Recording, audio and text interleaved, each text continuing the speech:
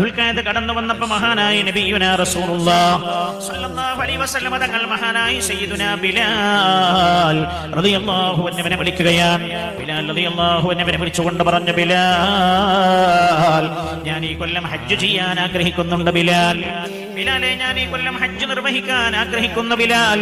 അതുകൊണ്ട് ബിലാൽ, നിങ്ങൾ മദീനയുടെ പ്രാന്തപ്രദേശങ്ങളിലും മദീനയിലെ ടൗണുകളിലുമൊക്കെ നിങ്ങൾ വിളിച്ചു പറയണം, മാർക്കറ്റുകളിലുമൊക്കെ പോയിട്ട് നിങ്ങൾ വിളിച്ചു പറയണം, അലാ മൻ യുരീദുൽ ഹജ്ജ മഅ റസൂലില്ലാഹ്, അല്ലാഹുവിന്റെ ഹബീബിന്റെ കൂടെ ഹജ്ജ് ചെയ്യാൻ ആഗ്രഹിക്കുന്ന ആളുകൾ ഹജ്ജിനായി ഒരുങ്ങണേ, റസൂലുള്ളാഹി ഈ കൊല്ലം ഹജ്ജ് ആഗ്രഹിക്കുന്നുണ്ട് എന്ന് സയ്യിദുനാ ബിലാൽ റളിയല്ലാഹു അൻഹു മധുരമായ ശബ്ദത്തിന്റെ ഉടമസ്ഥനാണ്. ബിലാൽ റളിയല്ലാഹു അൻഹുവിനോട് അല്ലാഹുവിന്റെ ഹബീബ് അത് പ്രഖ്യാപിക്കാൻ പറഞ്ഞു.